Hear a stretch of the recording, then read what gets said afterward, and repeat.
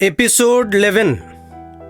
In this episode, we cover 12 articles from Article 89 to Article 100 of Chapter 2 of Part 5 of the Constitution. Reading of the Constitution of India, Episode 11. రాజ్యాంగ పఠనం ఈరోజు episode 11. ఈ ఎపిసోడ్లో అధికరణం 89 నుంచి అధికరణం 100 వరకు పఠిస్తాం. Officers of Parliament. Article 89. The Chairman and Deputy Chairman of the Council of States. Clause 1. The Vice President of India shall be ex officio Chairman of the Council of States. Clause 2.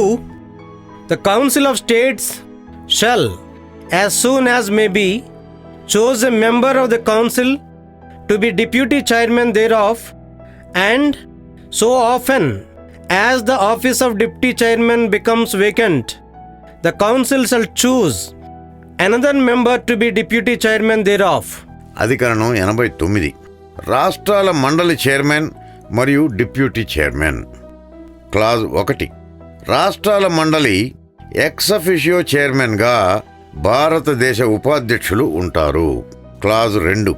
రాష్ట్రాల మండలికి అతి శీఘ్రంగా మండలి సభ్యుల్లో ఒకరిని deputy చైర్మన్గా మరియు మండలి డిప్యూటీ చైర్మన్ పదవి ఖాళీ అయిన వెనువెంటనే మండలి సభ్యుల్లో మరో సభ్యుని డిప్యూటీ చైర్మన్గా ఎంచుకోవాలి. Article 90. Vacation and resignation of and removal from the office of Deputy Chairman. A member holding office as Deputy Chairman of the Council of States A shall vacate his office if he ceases to be a member of the Council. B may at any time, by writing under his hand addressed to the Chairman, resign his office. And C may be removed from his office by a resolution of the Council passed by a majority of all the then members of the Council, provided that no resolution for the purpose of Clause C shall be moved unless at least 14 days notice has been given of the intention to move the resolution. అధికరణం 90. Deputy chairman పదవి ఖాళీ, రాజీనామా మరియు తొలగింపు. Clause ఏ. రాష్ట్రాల మండలి సభ్యుని ప్రాథమిక సభ్యత కాలం ముగిస్తే డిప్యూటీ చైర్మన్ పదవిని కూడా ఖాళీ చేయాలి. Clause B. తాను లిఖితపూర్వకంగా రాష్ట్రాల మండలి చైర్మన్కు తెలియజేస్తూ ఏ సమయంలోనైనా రాజీనామా చేయవచ్చు. Clause C. రాష్ట్రాల మండలిలో ఉన్న మొత్తం సభ్యుల్లో మెజారిటీ సభ్యులచే అంగీకరించబడిన తీర్మానం ద్వారా డిప్యూటీ చైర్మన్ను పదవి నుండి తొలగించవచ్చు. అయితే 14 రోజులు ముందుగా తొలగింపు తీర్మానాన్ని ప్రవేశపెడుతున్న ఉద్దేశాన్ని నోటీసు ద్వారా తెలియజేయకుండా నిబంధన సి కింద ఎటువంటి తీర్మానాన్ని ప్రవేశపెట్టరాదు. Article 91. Power of the Deputy Chairman or other person to perform the duties of the office of or to act as a chairman. Clause 1. While the office of the chairman is vacant or during any period when the vice president is acting as or discharging the functions of president, the duties of the office shall be performed by the deputy chairman, or if the office of the deputy chairman is also vacant, by such member of the Council of States as the president may appoint for the purpose. Clause 2. During the absence of the chairman from any sitting of the Council of State, the deputy chairman, or if he is also absent, such person as may be determined by rules of procedure of the Council, or if no such person is present, such other person as may be determined by the Council shall act as chairman. అధికరణం 91. Chairman పదవీ బాధ్యతలు నిర్వహించడానికి లేదా చైర్మన్గా వ్యవహరించడానికి deputy chairman లేదా ఇతర వ్యక్తికి గల అధికారాలు. క్లాజ్ 1. చైర్మన్ పదవి ఖాళీ అయినప్పుడు లేదా ఏ సమయంలోనైనా దేశ ఉపాధ్యక్షుడు దేశాధ్యక్షునిగా వ్యవహరిస్తున్నప్పుడు లేదా పదవీ బాధ్యతలు నిర్వహిస్తున్నప్పుడు డిప్యూటీ చైర్మన్ పదవి బాధ్యతలను డిప్యూటీ చైర్మన్ గాని లేదా డిప్యూటీ చైర్మన్ పదవి కూడా ఖాళీ అయితే ఆ బాధ్యతల కోసం దేశాధ్యక్షునిచే నియమించబడ్డ ఇతర రాష్ట్రాల మండలి సభ్యుడు గాని నిర్వహిస్తారు. క్లాజ్ 2, రాష్ట్రాల మండలి సమావేశమైనప్పుడు ఎప్పుడైనా చైర్మన్ హాజరు కాకపోతే డిప్యూటీ చైర్మన్ లేదా డిప్యూటీ చైర్మన్ కూడా హాజరు కాకపోతే రాష్ట్రాల మండలి విధి విధానాల ప్రకారం నిర్ణయించబడ్డ వ్యక్తి లేదా అటువంటి వ్యక్తి కూడా హాజరు కాకుంటే మండలిచే నిర్ణయించబడిన వ్యక్తి చైర్మన్గా వ్యవహరిస్తారు. Article 92. The chairman or the deputy chairman not to preside while a resolution for his removal from office is under consideration. Clause 1. At any sitting of the Council of States, while any resolution for the removal of the Vice President from his office is under consideration, the chairman, or while any resolution for the removal of the deputy chairman from his office is under consideration, the deputy chairman shall not, though he is present, preside, and the provisions of clause 2 of Article 91 shall apply in relation to every such sitting, as they apply in relation to a sitting from which the chairman, or as the case may be, the deputy chairman is absent. Clause 2. The chairman shall have the right to speak in and otherwise to take part in the proceedings of the Council of States while any resolution for the removal of the Vice President from his office is under consideration in the Council, but notwithstanding anything in Article 100, shall not be entitled to vote at all on such resolution or on any matter during such proceedings. అధికరణం 92. Chairman లేదా deputy chairman తొలగింపు తీర్మానం పరిశీలన ఉన్నప్పుడు వారు chairman పదవిలో ఉండి సభను నిర్వహించరాదు. రాష్ట్రాల మండలి సమావేశంలో దేశ ఉపాధ్యక్షుని పదవి నుంచి తొలగింపు తీర్మానం పరిశీలనలో ఉన్నప్పుడు ఉపాధ్యక్షులు లేదా డిప్యూటీ చైర్మన్ పదవి నుంచి తొలగింపు తీర్మానం పరిశీలనలో ఉన్నప్పుడు డిప్యూటీ చైర్మన్ వారు మండలి సమావేశంలో హాజరైనప్పటికీ మండలి సమావేశానికి అధ్యక్షత వహించరాదు. మరియు అటువంటి సమావేశాలకు చైర్మన్ గాని లేదా డిప్యూటీ చైర్మన్ గాని హాజరు కాని సందర్భంలో అమలైనట్లు అధికరణం 91 నిబంధన 2లోని నియమాలు అమలవుతాయి. Article 93. The Speaker and Deputy Speaker of the House of the People. The House of the People shall, as soon as may be, choose 2 members of the House to be respectively the Speaker and Deputy Speaker thereof, and so often as the office of Speaker or Deputy Speaker, as the case may be. అధికరణం 93. ప్రజల సభ speaker మరియు deputy speaker. ప్రజల సభ ఏర్పడిన సత్వరమే సభలో సభ్యులైన 2 వ్యక్తులను speaker గాను మరియు డిప్యూటీ స్పీకర్ గాను ఎంచుకోవాలి. మరియు స్పీకర్ మరియు డిప్యూటీ స్పీకర్ పదవి ఖాళీ అయిన ప్రతిసారి మరో సభ్యుని సంబంధిత స్థానం కోసం ప్రజల సభ ఎంచుకోవాలి. Article 94. Vacation and resignation of and removal from the offices of Speaker and Deputy Speaker. A member holding office as Speaker or Deputy Speaker of the House of the People, Clause A, shall vacate his office if he ceases to be a member of the House of the People. Subclause B, may at any time by writing under his hand addressed, if such member is the Speaker, to the Deputy Speaker, and if such member is the Deputy Speaker, to the Speaker, resign his office, and subclause C, may be removed from his office by a resolution of the House of the People passed by a majority of all the then members of the House, provided that no resolution for the purpose of clause C shall be moved unless at least 14 days notice has been given of the intention to move the resolution.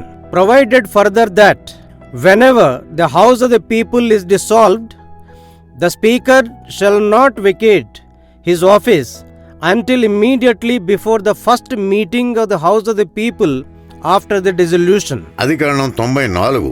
Speaker, deputy speaker పదవుల ఖాళీ, రాజీనామా మరియు పదవి నుండి తొలగింపు. ప్రజల సభ speaker లేదా deputy speaker పదవిలో ఉన్న సభ్యుడు. క్లాజ్ ఏ. ప్రజల సభ సభ్యత్వ కాలం ముగిసినప్పుడు సదరు పదవిని వదిలేయాలి. Clause B. ఏ సమయంలోనైనా స్పీకర్ పదవిలో ఉన్న వ్యక్తి డిప్యూటీ స్పీకర్కు, డిప్యూటీ స్పీకర్ పదవిలో ఉన్న వ్యక్తి స్పీకర్కు తన రాజీనామాను లిఖితపూర్వకంగా సమర్పిస్తూ పదవికి రాజీనామా చేయవచ్చు. మరియు క్లాజ్ సి. ప్రజల సభలోని మొత్తం సభ్యుల్లో మెజారిటీ సభ్యుల ఆమోదంతో వారిని తొలగించవచ్చు. అయితే 14 రోజులు ముందుగా తొలగింపు తీర్మానాన్ని ప్రవేశపెడుతున్న ఉద్దేశాన్ని నోటీసు ద్వారా తెలియజేయకుండా నిబంధన సి కింద ఎటువంటి తీర్మానాన్ని ప్రవేశపెట్టరాదు. అలాగే ప్రజల సభ ఎప్పుడు రద్దు చేయబడినా రద్దు తర్వాత ఏర్పడే ప్రజల సభ యొక్క మొదటి సమావేశం ముందు వరకు స్పీకర్ తన పదవిని ఖాళీ చేయరాదు. Article 95. Power of the Deputy Speaker or other person to perform the duties of the office of or to act as a Speaker. Clause 1.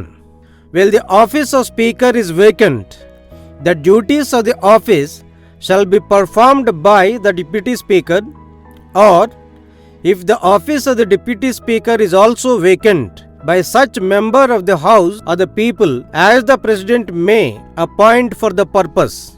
Clause 2. During the absence of the Speaker from any sitting of the House of the people, the Deputy Speaker, or if he is also absent, such person as may be determined by the rules of procedure of the House, or if no such person is present, such other person as may be determined by the House shall act as the Speaker. అధికరణం 95. Speaker పదవీ బాధ్యతలు నిర్వహించడానికి లేదా స్పీకర్గా వ్యవహరించడానికి deputy speaker లేదా ఇతర వ్యక్తికి గల అధికారాలు. క్లాజ్ 1. స్పీకర్ పదవి ఖాళీ అయినప్పుడు, డిప్యూటీ స్పీకర్ లేదా డిప్యూటీ స్పీకర్ పదవి కూడా ఖాళీ అయినప్పుడు ఆ బాధ్యతల కోసం ప్రజల సభ నుండి దేశాధ్యక్షులు నియమించగల వ్యక్తిచే ఆ పదవీ బాధ్యతలు నిర్వహించబడాలి. క్లాజ్ 2. ప్రజల సభ ఏ సమావేశంలోనైనా స్పీకర్ హాజరు కానప్పుడు డిప్యూటీ స్పీకర్ కూడా హాజరు కానప్పుడు ప్రజల సభ విధి విధానాల ప్రకారం నిర్ణయించబడ్డ వ్యక్తి లేదా అటువంటి వ్యక్తి కూడా హాజరు కానప్పుడు ప్రజల సభచే నిర్ణయించబడ్డ వ్యక్తి స్పీకర్గా వ్యవహరిస్తారు. Article 96. Speaker or Deputy Speaker not to preside while a resolution for his removal from office is under consideration. Clause 1. At any sitting of the House of the People, while any resolution for the removal of the Speaker from his office is under consideration, the Speaker, or while any resolution for the removal of the Deputy Speaker from his office is under consideration, the Deputy Speaker shall not, though he is present, preside, and the provisions of Clause 2 of Article 95 shall apply in relation to every such sitting as they apply in relation to a sitting from which the Speaker, or as the case may be, the Deputy Speaker is absent. Clause 2. The Speaker shall have the right to speak in and otherwise to take part in the proceedings of the House of the People, while any resolution for his removal from office is under consideration in the House, and shall, notwithstanding anything in Article 100, be entitled to vote only in the first instance on such resolution or on any other matter during such proceedings, but not in case of an equality of votes. అధికరణం 96. Speaker లేదా deputy speaker తన తొలగింపు తీర్మానం పరిశీలనలో ఉన్నప్పుడు ప్రజల సభకు అధ్యక్షత వహించరాదు. క్లాజ్ 1. ప్రజల సభ సమావేశంలో ఉన్న ఏ సమయంలోనైనా స్పీకర్ను పదవి నుంచి తొలగించే తీర్మానం పరిశీలనలో ఉన్నప్పుడు స్పీకర్ లేదా డిప్యూటీ స్పీకర్ను పదవి నుంచి తొలగించే తీర్మానం పరిశీలనలో ఉన్నప్పుడు డిప్యూటీ స్పీకర్ సభా సమావేశంలో హాజరై ఉన్నప్పటికీ ప్రజల సభకు అధ్యక్షత వహించరాదు మరియు స్పీకర్ లేదా డిప్యూటీ స్పీకర్ సభలో హాజరు కాని సందర్భంలో అమలైనట్లుగా 95వ అధికరణ సబ్ క్లాజ్ 2వ నిబంధనలోని నియమాలు అటువంటి సమావేశ సందర్భాల్లో అమలవుతాయి. క్లాజ్ 2, స్పీకర్ తనను పదవి నుంచి తొలగించే తీర్మానం పరిశీలనలో ఉన్నప్పుడు ప్రజల సభలో మాట్లాడడానికి మరియు ఇతర విధి విధానాల్లో భాగస్వామి కావడానికి హక్కును కలిగి ఉంటారు మరియు అధికరణ 100లోని నిబంధనలతో పని లేకుండా అటువంటి తీర్మానంపై మొదటిసారి లేదా ఆ సభా సమావేశంలో ఏ ఇతర అంశాలపైనైనా ఓటు వేసే అధికారాన్ని కలిగి ఉంటారు. కానీ స్పీకర్కు గల నిర్ణాయక ఓటు మాత్రం తనకు ఉండదు. Article 97. Salaries and allowances of the chairman and deputy chairman and the speaker and deputy speaker. There shall be paid to the chairman and the deputy chairman of the Council of States and to the speaker and the deputy speaker of the House of the People such salaries and allowances as may be respectively fixed by Parliament by law, and until provision in that behalf is so made, such salaries and allowances as are specified in the second schedule. అధికరణం 97.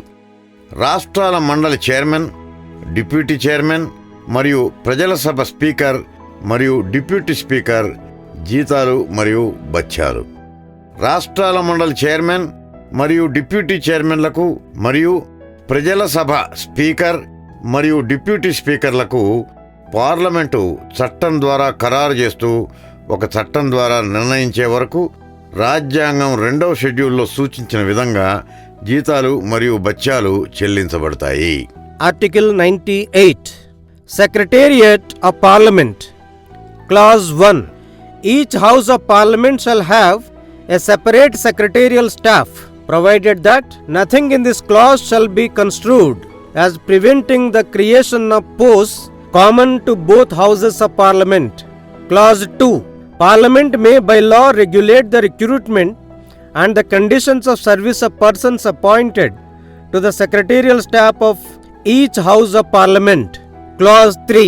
Until provision is made by Parliament under Clause 2, the President may, after consultation with the Speaker of the House of the People or the Chairman of the Council of States, as the case may be, make rules regulating the recruitment and the conditions of service of persons appointed to the secretarial staff of the House of the People or the Council of States, and in a rules so made shall have effect subject to the provisions of any law made under the said clause. అధికరణం 98. Parliament సచివాలయం. Clause 1. ఉభయ సభలు ఒక్కో దానికి ప్రత్యేక సచివాలయ సిబ్బంది ఉంటారు. అలాగని ఆ నిబంధన ఉభయ సభలకు ఉమ్మడి సిబ్బందిని ఏర్పాటు చేయడానికి అడ్డుపడుతుందని భావించరాదు. క్లాజ్ 2. పార్లమెంటు చట్టం ద్వారా పార్లమెంటు ఉభయ సభల సచివాలయాల సిబ్బందిని భర్తీని మరియు వారి సేవా నియమ నిబంధనలను నియంత్రించవచ్చును. క్లాజ్ 3. 2వ నిబంధన కింద పార్లమెంటు నియంత్రణ నియమాలు చేసే వరకు ప్రజల సభ స్పీకర్ను లేదా రాష్ట్రాల మండలి చైర్మన్ను సంప్రదించి ఆయా సచివాలయాల్లో నియమించబడ్డ సిబ్బంది యొక్క భర్తీ నియమాలను సేవా నియమ నిబంధనలను దేశాధ్యక్షుడు చేయవచ్చు. అలా చేయబడిన ఏ నియమ నిబంధనలైనా ఆ నిమిత్తమై పార్లమెంటు చేయబడే చట్టంలోని నిబంధనలకు లోబడి పనిచేస్తాయి. Conduct of business. Article 99. Oath or affirmation by members. Every member of either House of Parliament shall, before taking his seat, make and subscribe before the President or some person appointed in that behalf by him an oath or affirmation according to the form set out for the purpose in the 3rd schedule. పని నిర్వహణ. అధికరణం 99. సభ్యుల ప్రమాణ స్వీకారము లేదా ప్రతిజ్ఞ.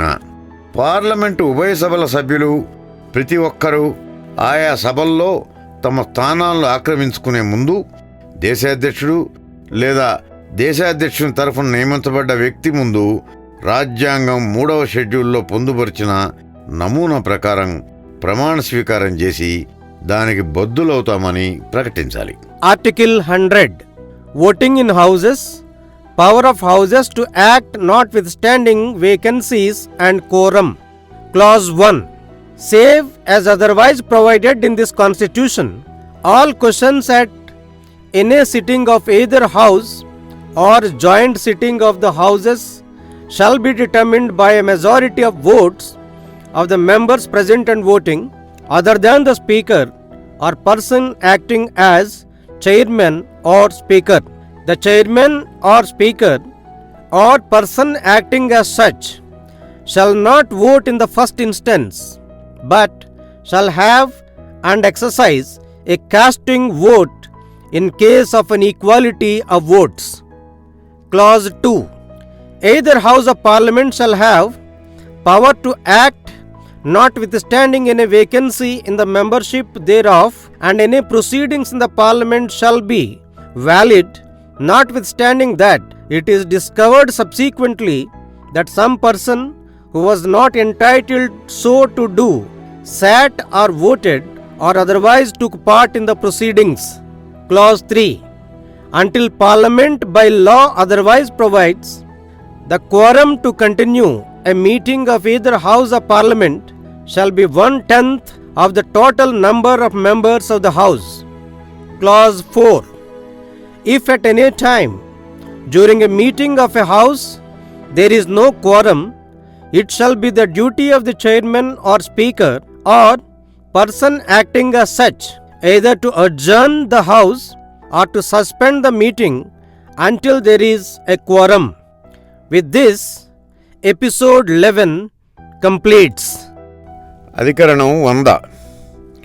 సభల్లో voting సమయంలో సభల్లోని ఖాళీలు మరియు కోరంతో నిమిత్తం లేకుండా సభలు నిర్వహించగల అధికారాలు. క్లాజ్ 1.